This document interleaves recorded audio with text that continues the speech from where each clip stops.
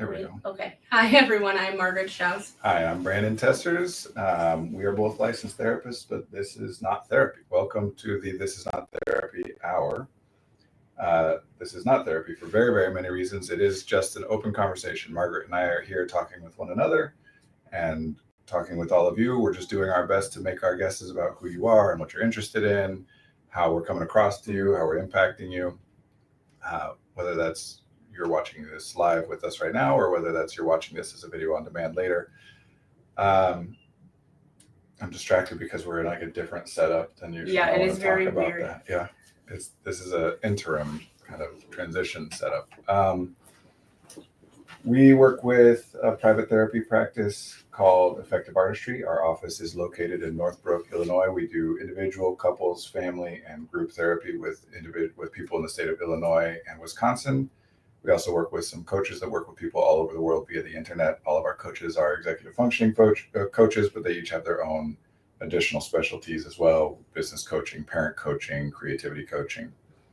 For those of you who are willing and able to participate in the chat, we appreciate that because it gives us more information on which to base our guesses about who you are and what you're interested in, what you're hearing, how we're impacting you.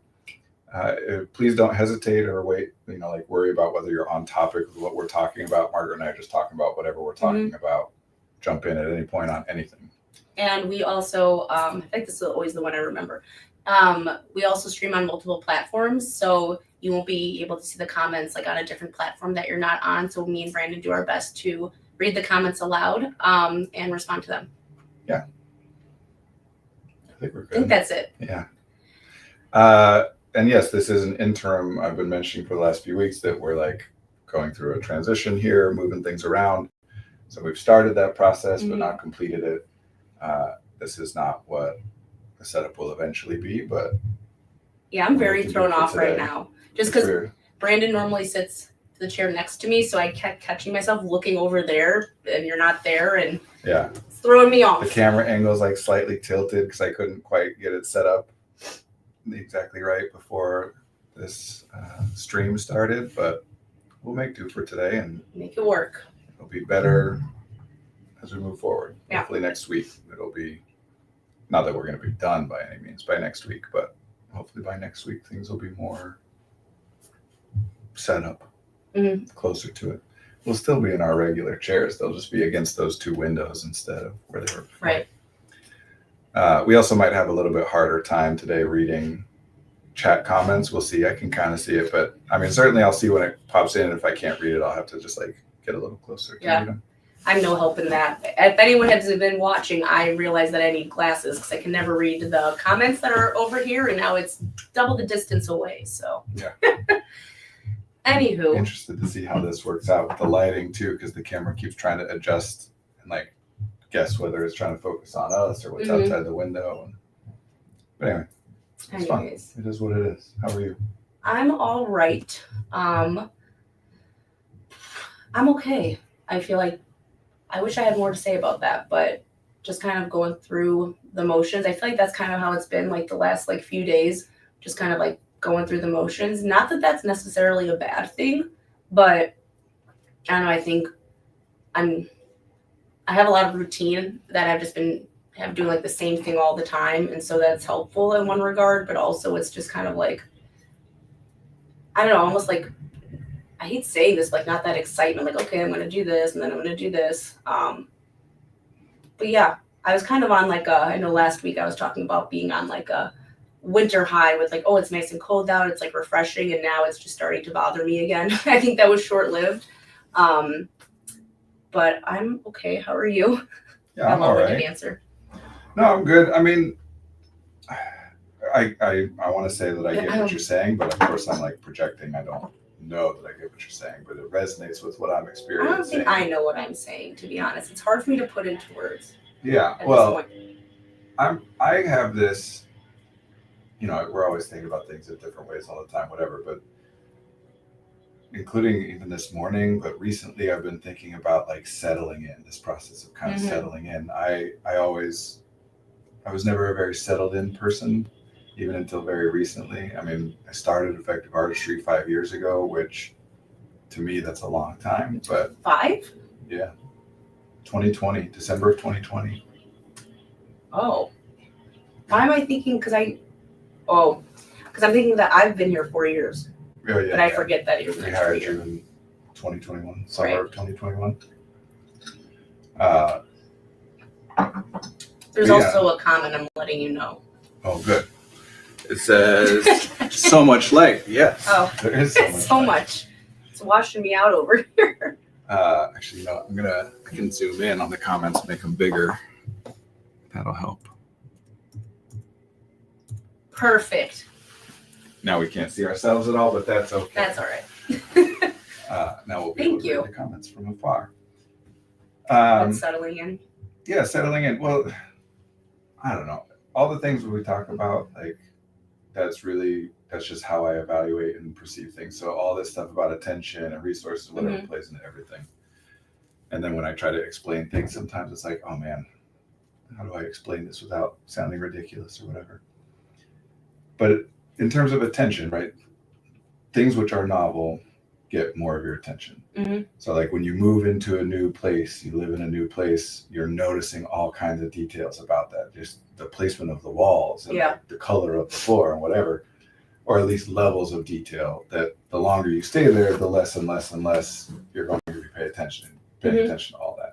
Same with like, you know, rearranging furniture in a room or whatever can all of a sudden draw your attention to it. And it's like a whole new experience, right? Right. But that also means that the longer that you're doing the same thing, the less of your attention it takes. Mm-hmm. So the house that I live in now, although right now we're not living there because we're having work done, but the house I live in now, I have lived in now longer than I've ever lived in any other place. Mm-hmm.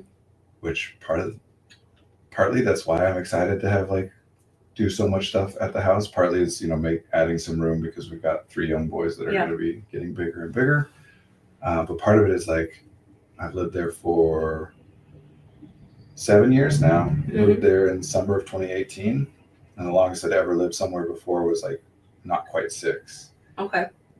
So what you're talking about, like same old, there, I do think there is this element of like, as certain things in your life become more stable or settled, and it's the same day, you work at the same place, you know, you live in the same place, you talk to the same people, it takes less of your attention, which is theoretically good. It frees that up to be looking at other things.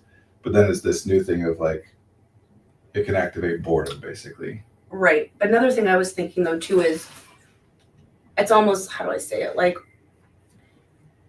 I feel like I'm saying like going through the motions, like I feel like I'm saying it as like it's a bad thing. And I don't know if it's necessarily a good or bad thing, but like, yes, it frees up my attention to like look at other things, but then I'm also like worried, like, oh God, like the mansion metaphor we have of like cleaning out the rooms and finding new rooms when things have settled down. Like, I don't want to look at new rooms right now. There's been a lot of changes and things going on. It's like I kind of want things to stay the same. Yeah. Then there's also this thing in me where it's like, yeah, like you said, like activating boredom. So I'm like, which one do I want to do? I'm going to try to read this comment. Okay. Try. One of my career goals for a long time has been to stay in one place long enough that the day-to-day becomes routine. It helps me a lot when the startup costs are minimal. Yeah, I mean, I get that. And like you're saying, talking about being settled to me is kind of a value neutral thing. It's not like it's bad to get settled. It's not good to get settled. But I do think, in fact, I thought of you this morning when I was thinking about it with myself.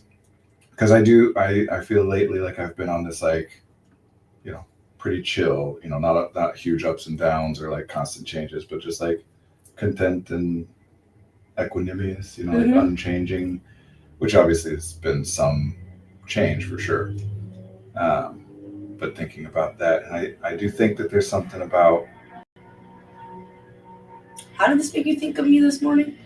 Because I was thinking about what you just referred to. There's the mansion metaphor, like noticing new things about your body or paying more attention to your mood, and which I think that's one of the like trickiest and most common things that comes up when people are experiencing whether it's depression or anxiety or just anything where they're like, my mood or my emotional state is different than I would want it to be in some significant way. I think a lot of the time what's happening there is people are like able to pay attention to their emotional state or their mood more than they have been in the past. And so they're getting this new sense of it. And it's like, oh, I don't like that, Yeah. you know. And so, but then you have that for a little while, and then that starts to become more settled and routine, and it doesn't call as much of your attention anymore. It's like, you know, when I first was paying, I'm oversimplifying, but like if there was a point where it's like, now I'm paying close attention to my emotions. Mhm. And when I first was doing that, like getting anxious for a little bit, it's like, oh no, what's going on? You know, like, Right. is this the rest of my life? Whatever. Every time you get anxious and then it goes away the next day or an hour later, whatever. Every time that happens, the next time you get anxious is a little less alarming. And after it happens enough times, it's like, sure, I'm a little anxious right now. It doesn't matter. It'll be gone in a minute. Right. You know. Yes, but then I also feel like, how do I say it? Like, I'm having a hard time forming words today. If that says anything. Maybe it's the setup. I'm blaming the setup. Yeah, it's taking more of our attention. It is. I'm gonna put it on that. Yes, it makes it like, okay, I already know what's gonna happen. It makes it less and less of like I don't focus on the anxiety as much, but then I almost feel like it makes me more angry.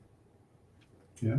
Even if it gets less and less and less and less, I think because before, when I was ignorance is bliss, when I wasn't noticing all of it all the time, and there were my life was a lot worse than it was now. I know that, but now it's like when I just notice it, even if it went from like feeling at 90% to 10%, I'm just so like frustrated that I feel it at all. Yeah. I guess. And then I just get angry about it, which I'm like, what? Like, I just want to let it pass and go, but then I just get upset. It's like I'm trading one emotion for another. Well, anger, that's a lot of what anger does. I'm too used to being tired. I don't feel it as much as I should. I understand that, definitely. And I think there's some stuff to talk about there. But anger often, that's the function of it, is that these days, what I mean, I guess, you know, like theoretically we evolved to feel that anger because it's channeled. We talk about anger as a secondary emotion, meaning that it's a response to another emotion. You don't get angry first, you're sad first, but then you identify what is the thing which has caused the sadness, and now it's anger. So anger, a lot of the time, at least one way that's useful, I think, to talk about it is it's like some unpleasant emotion which has had a direction applied to it. Can you repeat that? It's an unpleasant emotion which has had a direction applied to it. So instead of being sad, I'm like sad at something. Okay. Or call it sad because of, you know, I've identified that it's because of. So it's, anger is oftentimes, like, I think historically, evolutionarily, I think it's anger or hurt or fear or nervousness or anxiety, whatever, all these things that like draw our attention to a problem to kind of get us to like ideate what's going on, what can be done. Once we settle on here's what's going on and what can be done, then it transitions no longer into like, let me try and figure it out, but rather into like, okay, now I'm going to do something about it. And that shift from like, let me explore this and what's going on into, okay, now I got to take action. Only when it's the anger? Well, I just think that a lot of times what we're saying when we're talking about anger is just when that action impulse has come. Okay. It's gone from like, no, what's going on with me to like, that's what's happening. I really like that we brought this up today, however it came up, because I don't know, I feel like I always say too, like, I think anger is a good emotion. Like I think all emotions are beneficial or good, what have you, but I don't know, I feel like hearing it like that just makes it feel a bit softer. I don't know, I don't like being angry. Like anger is like the last thing that I like to feel. Yeah, well, so this is where like labels come in and like how things have changed in our current culture, our current lives from evolutionary ancestry or whatever. Because we talk about ideation, execution, right? First, you got to ideate, figure out what is the thing that could be done that you could do that might solve the problem. Then once you've got the idea, then you have to execute, you do it. And so that shift from ideation to execution, there's a lot that goes along with it. And I think a lot of what we're talking about these days that we call anger is just that shift into let me do something. Now, I think a lot of what we're experiencing as anger in our lives is when we have shifted from ideation to execution mode. Like our body's like, okay, we've identified the problem, time to do something about it. But the problem that we identified, the ideation that we did, isn't actually actionable. Or could it also be that what's the word you used? Not the actionable, the ideation. Ideation, sorry. Or it could be that the ideation is also inaccurate too. Well, inaccurate or not, if it's inaccurate, but we can put it into like, so ideation ends when we've come up with the set of actions to take. Mhm. If we can take those actions, either it works and the problem is resolved, or it doesn't work and we go back to ideation. We're like, oh, okay, that was wrong. Okay. So inaccurate, yes, then we do it. We find out it's inaccurate, we go back to ideation. What stalls everything out is if you can't execute Mm-hmm. for whatever reason, like you've got the idea of, oh, here's what's going on. Here's the set of actions need to be taken. But that set of actions is not actually something that you can execute for Mhm. any reason. That experience, then, I think that's more or less a lot of what we're talking about when we're saying anger now, Okay. as opposed to this broad thing of like, okay, I've shifted from like, what am I going to do? What am I going to do? Which we could call fear, and you know, different experiences of it is like the, what's happening? I'm sad, I'm anxious, nervous, scared, upset, whatever, into like, I know what I'll do. I'll do this. Mm-hmm. And we can call that like more broadly, we can say that as being like driven or focused or motivated. Sometimes people will say it's like, okay, now I want to do some stuff. But if the stuff we came up with to do is not something that we can do, and that like we're in that mode of, let's call it driven, like I've got an idea of what's causing the problem or what theoretically can solve it, but I can't do that. I can't take those actions. Then that just kind of like escalates. And that's where the anger comes in. And that I think a lot of times what mostly I think people are calling anger these days is that. So like a very common example is I've identified that the like source of the problem and the thing that would need to change in order to solve the problem is somebody else. Out of your control. Right. Like that person did this thing and that's why I'm hurt or sad, or you know, that's the problem. And the solution to that problem is if they would only just do this other thing instead, or if they would just apologize or whatever. Because I can't like do that. So then it shifts me into this new thing of like, how do I get that person to do that thing?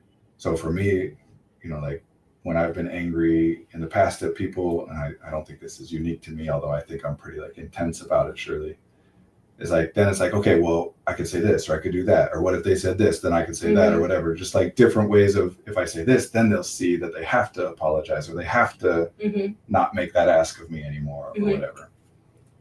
And then it's just like looping and looping until you can actually sit down and say the thing. So again, until you can actually execute on the actions that you've come up with, you feel trapped and stuck, and the desire to take action increases without the ability to take it. It just keeps escalating more and more. But then, so if it is something that is out of your control, is the only solution then to like what is it then?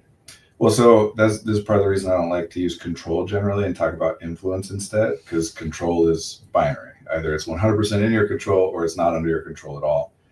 And it's influence. We don't 100% control anything. And, you know, any problem we're experiencing, we have at least some ability to influence it, even if nothing else about other than like influencing our perception of it or whatever. But sometimes it's about opportunity. Sometimes it is about identifying a problem that I can't do anything about because it's not actionable, which I do think comes up a lot. It's like, oh, I'm depressed. I just need to be happy. People will sometimes come to that conclusion of like, I just need to like cheer up, get over it, whatever. And that's not actionable. But if somebody thinks that it is, you get stuck there. Kind of like, imagine that you're like trying to open a door that you believe is unlocked or whatever. And there's a rug in front of it that because you think it's unlocked, you're pulling and it doesn't open, but you think it's just not opening because it's like getting stuck on the rug a little bit. Then you're like pulling harder and harder and like getting so frustrated, you might even like move the rug and then pull it again. And if you still think that it's because of the rug, you're like, what the, you know, like the anger, the frustration grows. I think another way of talking about this is this particular version is frustration. To me, frustration is I have expended resources trying to accomplish something and haven't accomplished it. And the more resources I spend to try and accomplish something without accomplishing it, the more frustrated I become. And that's different. So that's different from anger, because anger is when you have an ideation but you realize you can't execute it.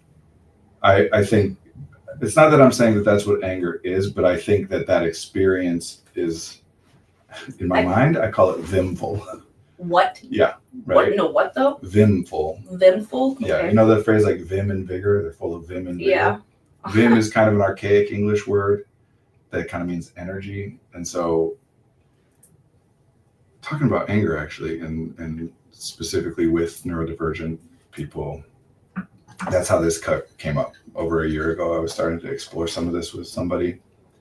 Let's talk about rage rooms. Okay. I don't know if everybody knows what rage rooms are. I will explain. Sure. No, because that's something I've actually wanted to do.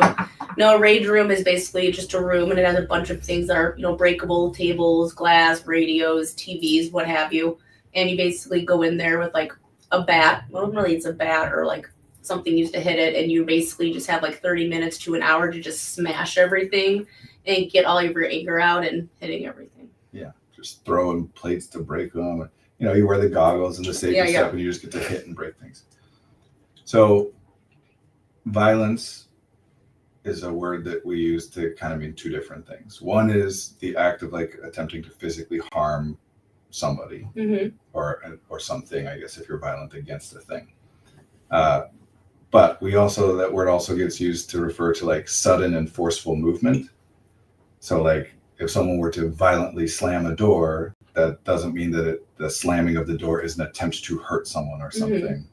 It just means like it was quick and forceful. And we kind of conflate those two ideas, and we then associate violence of like trying to hurt somebody, harm somebody. We conflate that with anger because we think that, anytime someone's being violent, they're really angry, which isn't true. But we think that is often, by far most often, if someone's trying to hurt another person, they are very angry. It's not always true. But because we think that, we then associate it the other way too, where we're just like, getting angry is the same as getting violent. Okay.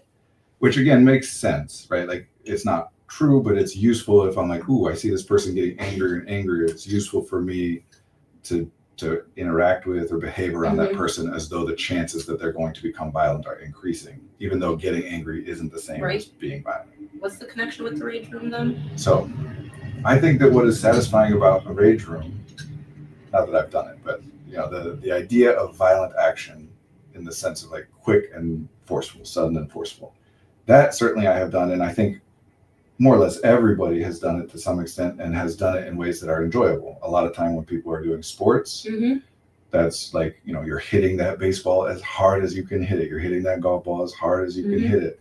You're throwing something as far as you can or whatever. Same with screaming, which often gets associated with anger as well, which is like using my voice, the musculature, the vocal instrument. I'm using that to the extent of its limits. There's something inherently at least appealing or potentially appealing about using our instrument, our muscles or whatever, to its limits. Like pushing on something as hard as I can push on something can be. Now the context obviously changes that, and sometimes it's really terrible, but if it's done in a context in which it doesn't cause any problems, it can be. Yeah. And that's what I think rage rooms are about. Same as like getting frustrated and screaming. It's not in any way associated with trying to harm anybody, obviously, or there wouldn't be like, I'm going into a specific place where it is set up and established for me to do this, and it's not a problem. It's about like using your body as suddenly and as powerfully and forcefully as you can, which we associate with anger, but doesn't have to be associated with anger. Like, again, in sports, we don't see somebody just hit a home run and be like, wow, they must have been really angry in that moment. Yeah. And so we get these concepts confused. And so vim is the word that I came up with for myself to want to be able to talk about. There is this sensation that people have, that everyone pretty much universally will have sometimes. It's an emoji here, a picture of something. Oh, it's a penguin with a Santa hat holding a sword and shield. Love it. Yeah. That's what it is. Wow, I'm really blind. It looks like a notebook from here. It does kind of look like a notebook. Okay, it's not from just here me. too, yeah. So here's an experience that people have, is this like this, call it an impulse or a desire to move, to take action, not just think or talk, but like to physically, talking sometimes goes in there, but I want to like do stuff. Mm-hmm. We have all kinds of terms for like when we're experiencing something like that without satisfying it. Talk about like getting antsy or Mm-hmm. getting cabin fever or jittery or whatever, like want to get moving, whatever. And I actually do think that part of the issue in our culture is that we don't have a concept associated to that. So the closest we have is anger.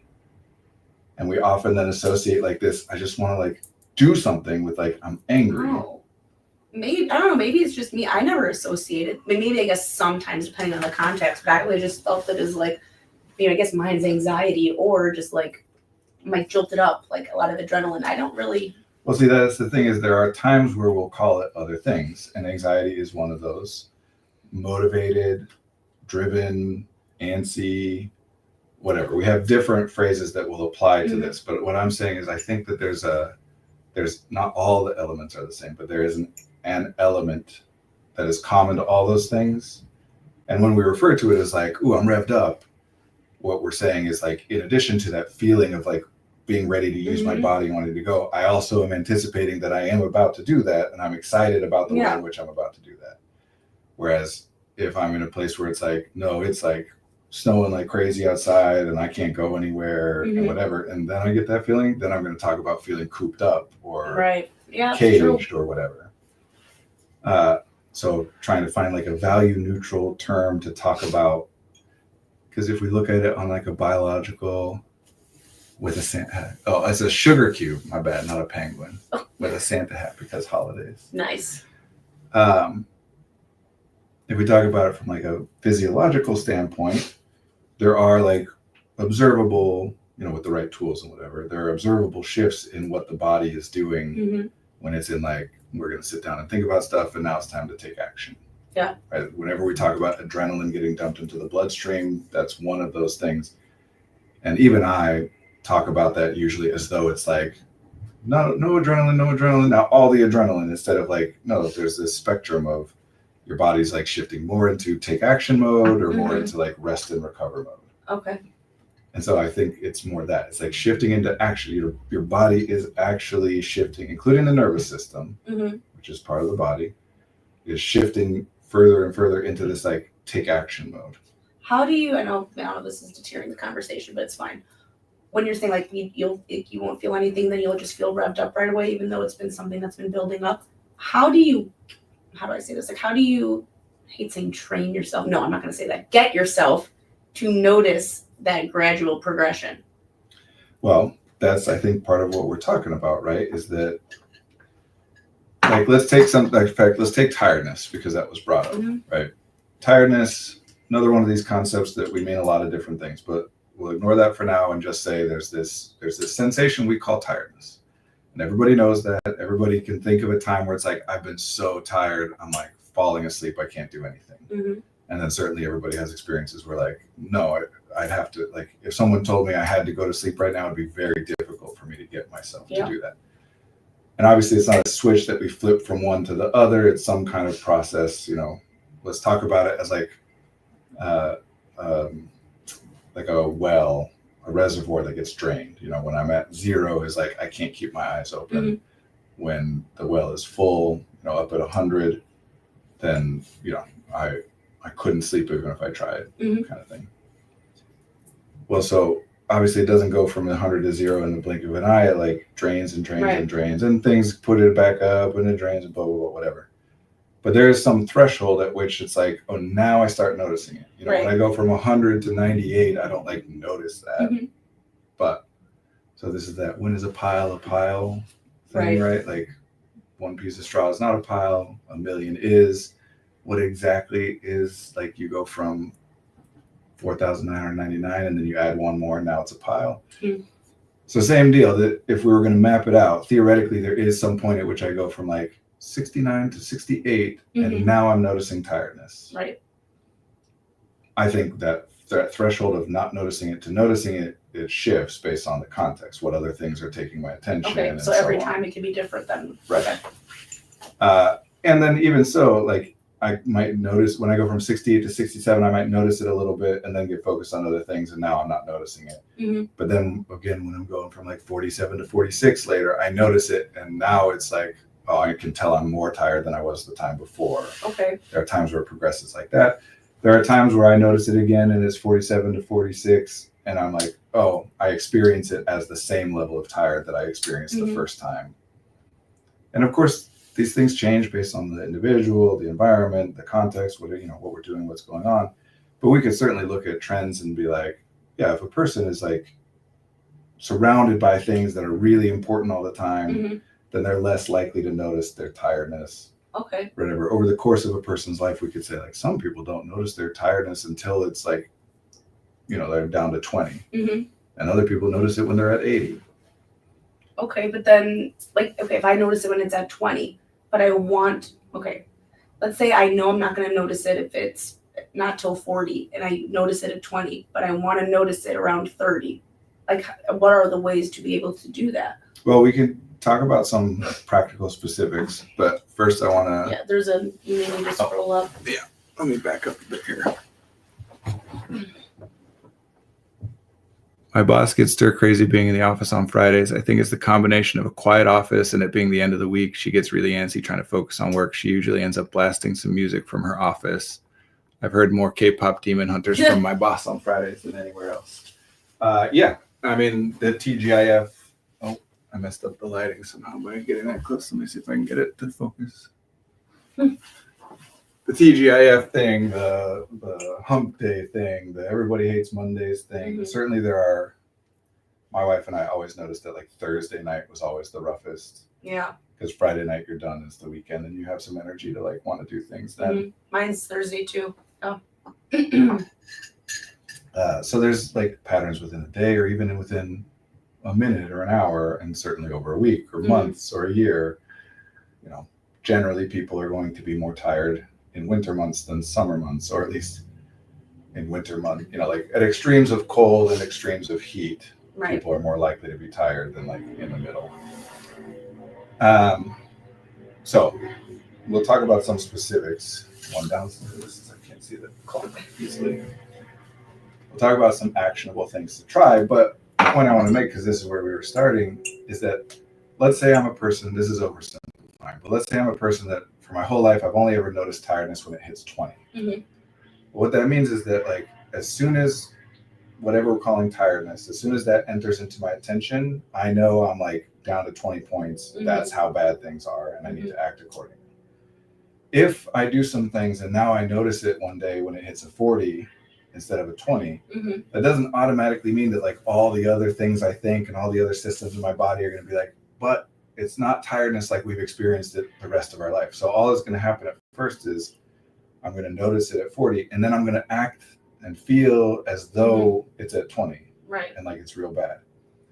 Which includes meaning that like I might not even think that I'm noticing it at 40. Right. Because it's just the same as what I've always noticed it before. Yeah, as you're saying that then, I feel like there's no way of even knowing it. Yeah, well, this is where I mentioned earlier, tiredness is something we talk about a lot of different things. And this is where that becomes a huge problem. Because the one we've been focused on, and the one, if you ask people, that people will generally focus on is like the desire or need for sleep. But there are obviously other versions of being tired, right? Like if, I just did a lot of snow shoveling on a few different driveways yesterday. And at the end of that, and it was like 1 p.m, I was tired. Not tired as in I want to go to sleep, but tired as in like, I don't want to like move my body. I do want to say real quick, that has shifted, at least in my personal life, a lot. I feel like a majority of people, work, friends, family, whatever, when they're saying tiredness, they are just saying that they don't want to sleep. They just don't want to do anything extra. I feel like I have noticed a switch with that a lot. I agree. And I'll say there that like, there's different kinds of, because like at 1 o'clock yesterday afternoon, I didn't want to do anything that involved moving my body around, but there's plenty of stuff I wanted to do where I could sit into it, play a game with the kids or watch the football game or whatever. Right. And I agree that people most often talk about tiredness when it mostly gets used is to explain why I don't want to do something that otherwise I might want to do. Right. Like if you were to say like, hey Brandon, do you want to like, I don't know, go out and get dinner or whatever, something that like normally, or at least some of the time, I would enjoy doing that. Is different than if you're like, hey Brandon, would you like to go ice fishing? Or like, no, under no circumstances is that some. I mean, like I'd be willing to if I had to. But so if you say, do you want to go ice fishing? I can just be like, nah. But if you're like, hey, do you want to go out to dinner? And I don't want to. In our culture, it's hard for me to think to myself like, no, I don't want that, because I do want that. This comes into like want being different things too. But I don't really feel up to it or want to do it right now. So we come up with those other, and that's where we then say, I'm tired. So you're saying it's used more like that versus needing sleep. Well, in terms of like when the word is used, yes, I think it is primarily used to explain that I don't want to do something that in other circumstances I might want to do. Right. Including even at night when we're saying like, I got to go to bed, I'm so tired. We're usually saying, if we're saying that out loud or even just to ourselves, we're usually saying that as like, I want to watch this show, but I got to go to bed, I'm tired. Yeah. I'm smiling over here just because I didn't realize I was doing this till you said this. Like sometimes at night, like I've been playing like a new game on my phone, and normally every night before bed I would play like whatever game I'm playing at the time on my phone for a bit. And I haven't done that for a while, so me and my fiance will watch a show. I feel kind of bad right now, Jeff. If you're watching this, I'm sorry, because I would say like, hey, like I'm tired, I want to go to bed. He's like, okay, and then I'm in the room playing the game for like 20 to 30 minutes, and then I go to bed. So I'm just like, I even realize I'm doing that myself. Like I'm like, part of me is like I should go to bed, but I know I'm saying that so I can go in the bedroom and. Well, but going into the bedroom, so here's one thing that might happen sometimes, including this could be, is that like I would rather play the game than watch TV. Sometimes that's just straight up the case for whatever reason, but I don't want to say that for whatever reason. Right. And so like I'm like, oh, let's go to bed, because once we're in bed, we can't watch TV, and then I can play the game. Another thing though that can happen is that going to bed and playing the game in bed is a part of the transition from the day. I don't feel that bad then anymore. No, that's fair.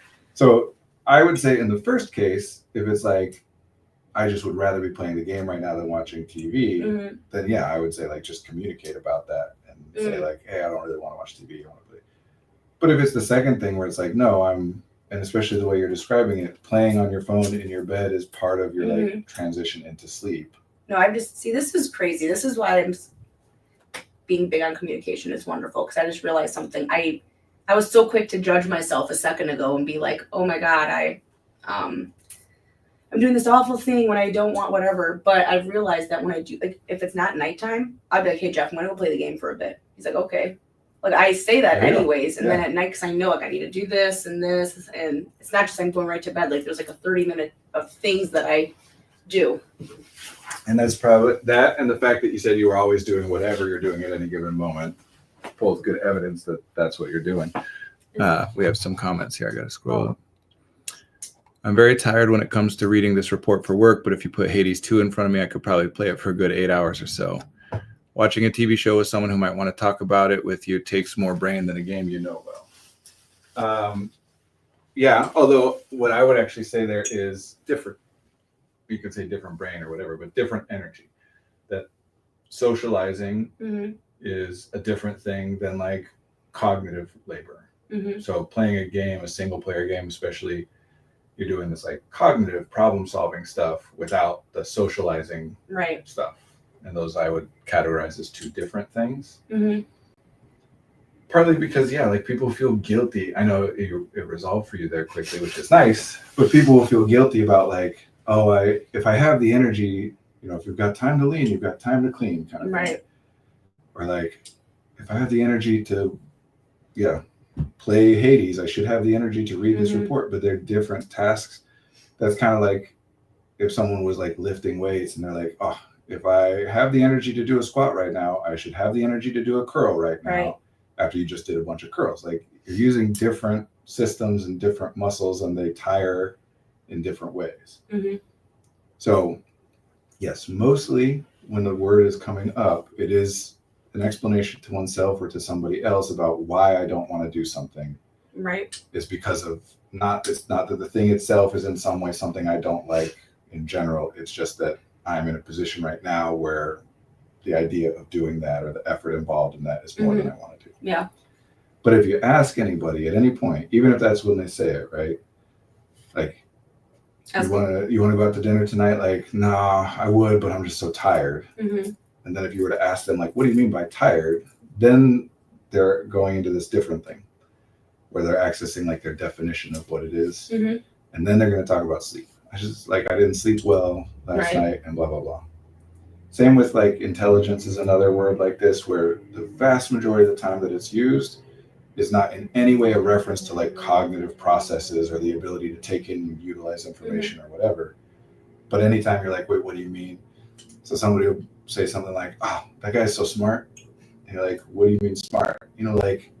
He's just good at taking in information and processing and pattern extrapolation and whatever. But that's not how it's getting used. That's just when we try to be like, what do I mean? We access this other definition. Right. So all this stuff ends up being thought of as sleep. I actually think this is part of what plays into the depression patterns of sleeping so much. Mm-hmm. Certainly not the only thing, but something that I think gets involved sometimes is this cognitive wiring, basically, of thinking that like if I don't want to do something, that means I need sleep. Right. And so I don't want to do something, so I should sleep more. And effectively, then people are getting confused. Again, I'm not saying this is impacting everybody who's experiencing this, and even if it is, it's one part of what they're experiencing. But that to some extent, there's an element of like, I don't really feel like doing anything that stuff that I would normally like, so I must need more sleep. And then I sleep more, and I still don't really feel like doing that thing, because there can't be anything out there. I have been introduced to a game called Dragon Sweeper that's more complicated dungeon-themed Minesweeper. It's very addicting. It's my new going to bed game. What was those parts? It's my new going to bed game. Absolutely. That sounds fun. I need to open my horizons. I don't know. We're going back real quick because I don't want to forget. I want to say this. But the game. So what's this game called? Okay, this is a really weird name. I don't know why. It's called Screw Dot.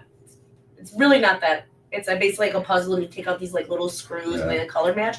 But it's not that easy because you have to be very like specific. Because at the end, you could have like ask for blue and there's no more blue, and then you have to like try again. It's very frustrating.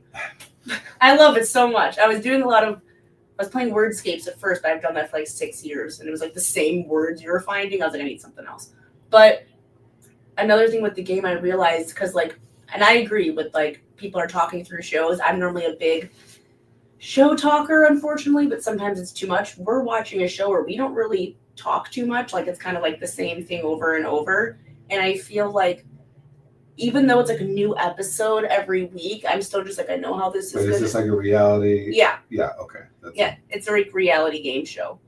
So it's like, even though it's new, like, I don't know why I watched, this is a whole tangent. Okay. I'm not going to go into it right now, but I almost can just like guess what they're going to do. Like, I'm so good at just guessing these shows now. Like, I know what's going to happen. I know which player is going to get eliminated. Like, I just know all of it. So as we're watching it, like, I feel like I just get so bored. And sometimes I'm like, oh, we could watch something else. But I'm just like, I'd rather play my game, because even though I get frustrated or annoyed, it's like, I feel like I'm still using a lot of like cognitive energy that I want to use it, but not when I'm just like, I don't get that when I'm watching shows, even if it's new stuff. So there's something I call an attention sink, or a concept I refer to as an attention sink, which is just, if I have, of all the stuff that is important to notice, whatever, that doesn't take up all my attention, which for most of us, most of the time, that is the case. I don't know about most of the time, but for most of us, at several times throughout the day, we're in a position where like important stuff is not taking up all our attention. And for most of us, we actually have quite a bit of time each day where it's like nothing immediately in the environment is important at all. And then we go to like, okay, what's important stuff to think about that isn't currently happening, blah, blah, blah. If, let's say I have 100 points of attention, let's say the important stuff takes up 70 points, and I've got 30 points of attention left over. That has to go somewhere. And so what I refer to as an attention sink is something that can like soak up that additional stuff. It's not so attention grabbing that like it prevents you from paying attention to the things that you've deemed important, but it's attention grabbing enough that whatever's left over after that goes to the sink as opposed to just being open, because if it's open, then it could go to anything. Right. And sometimes what happens then, especially I can think about anything. Sometimes what I think about is then something that like now becomes a new important thing. You know, I'm like just randomly thinking about like what would happen if blank, and I was like, oh no, now I need to pay attention to that. Right. So attention sinks like prevent that. This is what fidgeting is. I think fidgeting is an attention sink. It soaks up enough of my attention that it's stuff that like comes into my working memory, conscious awareness, and then immediately leaves. I don't need to hold on to it. So it just goes in and out, which leaves working memory open to do more with the other stuff, the important stuff. What other thing besides, is there another comment? I call that keeping the monkey busy. That's why I need to work in a coffee shop or listen to a stream or play music. Got to keep the monkey busy. Yeah, so those kinds of shows I think of as like attention sink shows, where like there's other shows, or you know, all of us have watched a show or a movie where it's like everyone shut up, like I'm focused on like everything is this, you know, and then especially in the age of streaming, all of us have these other shows or things that we put on where it's like, you know, like at night I always make a cup of tea before I go to bed. There are some shows that if my wife and I are watching that, I'm going to be like, pause it for a second while I go get the tea. Right. And then there are other shows where it's like, no, I'm just going to go get the tea. You can keep watching. I don't care. There are shows that I can like play games on my phone while I'm paying enough attention or whatever. There are other shows where like, no, I want to. I'll rewind if I missed something. Right. You know? No, it's just interesting because normally my fiance and I were very much in sync with that. But maybe it's because I've watched a lot of reality game shows in my time. So it's just like I'm used to it. He's never really watched. He doesn't like reality TV. So the closest he gets is the game shows. We watch those. And him, like if he's not fully looking into it, like I need to pause it when he goes somewhere. I need to, like he needs to be fully in it. And I could be on the phone talking to someone and still be paying attention. It's just crazy how different it is. Yeah, well, I think there are plenty of other variables that impact it besides the thing itself. You know, something that for one person is a nice attention sink to another person is like important, or to another person is not interesting at all, so it doesn't serve that function. But it also can change for an individual moment to moment. You know, certainly, I think to me one of the ways that's most useful to talk about marijuana use is that it kind of turns anything into an attention sink. Like it doesn't necessarily, like when people are using weed or whatever, it doesn't necessarily make it so that they're interested in anything that happens, like that they're treating anything that happens as really important. But that like, even if you're sitting there in a corner, you know, just paying attention to this, what your skin is feeling or whatever can be interesting enough to call your attention. Yeah. So how tired someone is can change whether something becomes an attention sink or not. All kinds of stuff. But yeah, so we were talking about noticing tiredness. Well, I think you asked how do we change that. I think the first is what I already sneakily did in this conversation, but to call it out, is to flip it around. Mostly when we're noticing things, we prioritize noticing unpleasant or problematic things. So what we're talking about is noticing tiredness.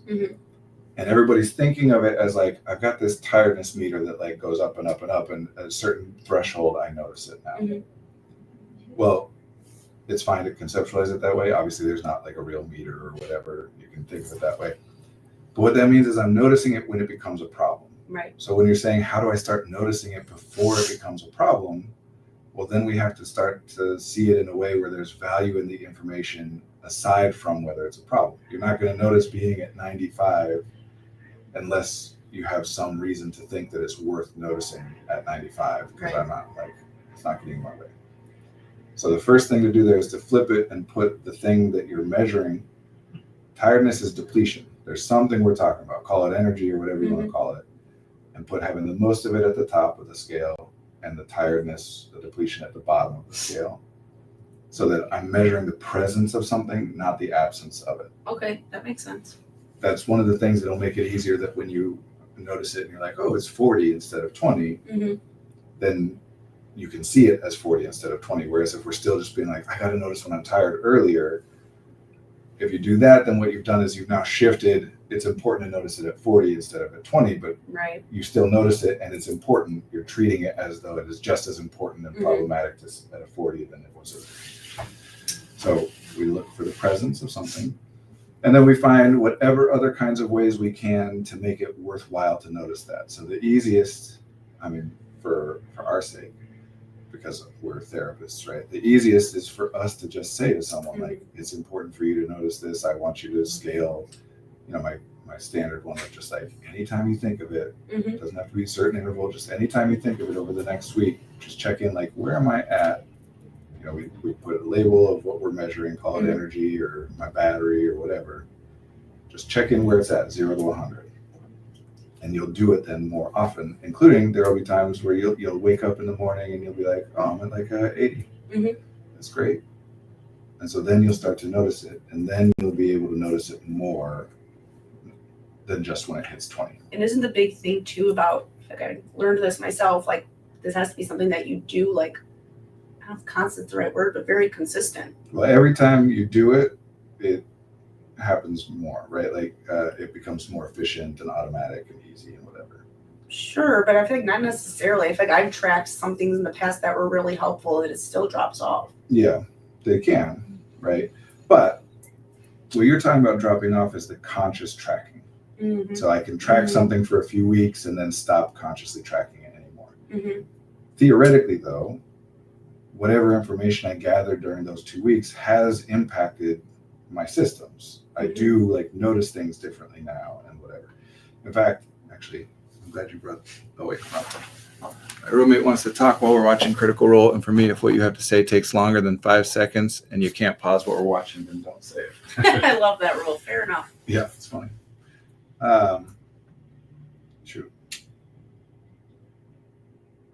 What were you just saying? Because it helped me realize something I thought might be useful to you.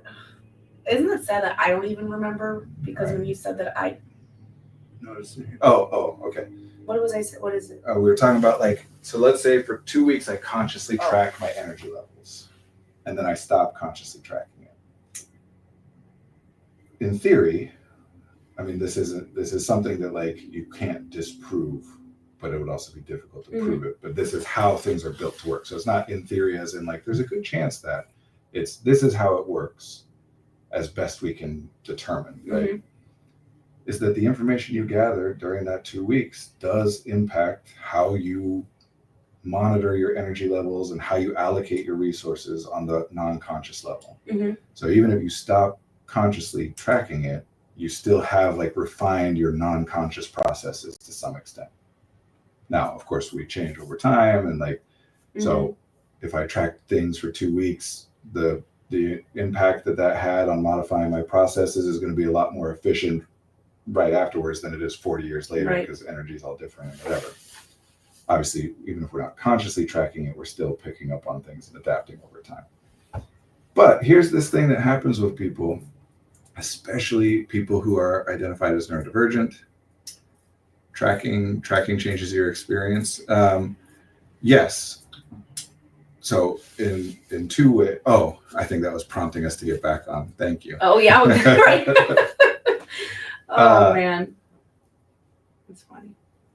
But this is something, especially for people who identify as neurodivergent, and among those, especially people who identify as ADHD, that I think causes people problems. Is if I consciously start to do something, I decide to consciously track something, I decide to consciously use this planner, whatever, and then I stop consciously using it, I think that I have failed and it did nothing for me. As opposed to, like, I studied Spanish when I was very young. My school had this cool Spanish immersion program, so I was in like my regular subjects were sometimes taught, or to some extent were taught in Spanish from like first grade to middle of fourth grade when we moved. It was cool. I have not spoken Spanish like at all in the last 30 whatever years. That doesn't mean that didn't impact me at all. Certainly my vocabulary is much worse than it used to be, but it's not nothing. Like a good amount of that is retained. And if and when I am trying to like decode Spanish or like try and figure, like we were in Mexico a few years ago with a kid, and I was trying to figure out where the baby food was in the Mhm. store, and I was like, I knew I remembered and pieced together enough to ask like, ¿Dónde está la comida para bebé? Like food for a baby. Yeah. I don't know if that's what it's called in Spanish, but like close enough, right? At least it got me the answer. Mhm. Also, as I just showed, my like Spanish pronunciation, my accent is really good. You know, that stuff has stuck. Right. There are some things that do atrophy over time if you don't use them a lot, and that stuff tends to be like in the realm of what we're talking about. That stuff is mostly going to be stuff where you're like consciously thinking about things. Mhm. So like vocabulary, where I'm consciously retrieving a word. Right. And then other things tend not to atrophy over time, and that stuff tends to be non-conscious stuff, like the way that my mouth is shaped when I say dolere, you know, like whatever.